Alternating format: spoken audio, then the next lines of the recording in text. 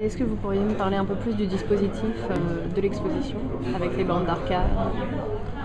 Alors pour les bornes d'arcade,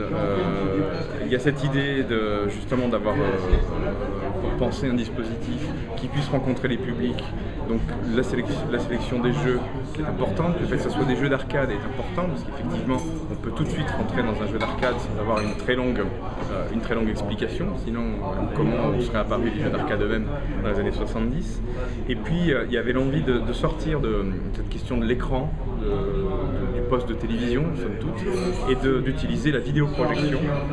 pour pouvoir donner à l'image vidéoludique tout son sens. Donc ça a impliqué de concevoir des nouvelles bornes d'arcade, un petit peu refaire ce qu'avait fait Nolan Bushnell dans les années 70 quand il a conçu la première borne d'arcade, à part qu'on était en 2010 et qu'on ne pouvait pas penser l'objet de la même manière. Alors j'avais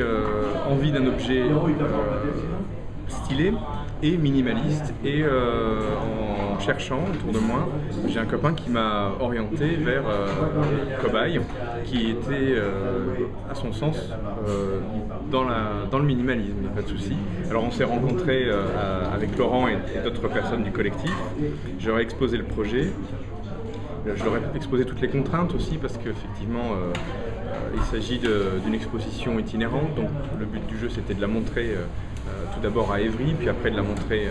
à Valence, et puis de la faire tourner partout dans le monde si possible. Donc ça a impliqué des contraintes de résistance, des contraintes de conception. Et voilà, et à un moment ils m'ont dit en fait que ça leur faisait penser énormément à un ampli guitare à lampe. Et là je me suis dit ils ont compris le projet. C'est pas Laurent? C'est exactement ça, ouais, il y a un cahier des charges qui est déjà très assez pointu, avec des contraintes techniques forcément importantes pour la conception du projet. Donc ces bornes sont en fait des modules qui intègrent complètement le matériel électronique divers et variés, de consoles, de PC, de vidéoprojecteurs, de systèmes de sonorisation. Tout ça doit être intégré de manière la plus rationnelle possible pour que ça puisse être fonctionnel, qu'on puisse vraiment jouer aux jeux vidéo, forcément. Mais d'autre part, on a vraiment cherché à se rapprocher au maximum des bornes d'arcade voilà, des années antérieures pour presque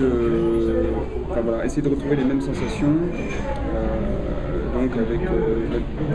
une volumétrie assez proche, des matériaux qui puissent aussi se rapprocher de la texture, du ressenti du toucher. Donc après le principal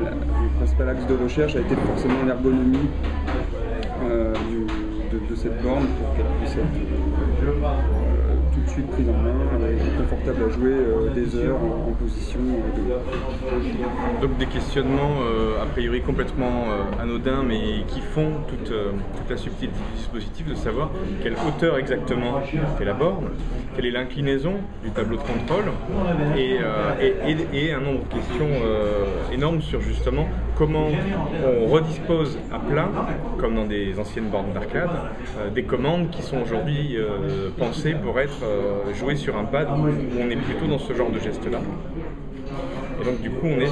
à nouveau sur un geste à plat, et avec à quelle hauteur on positionne les mains, pour plusieurs tailles de personnes, comment ça reste très agréable, très sensuel, voire même très engageant comme système.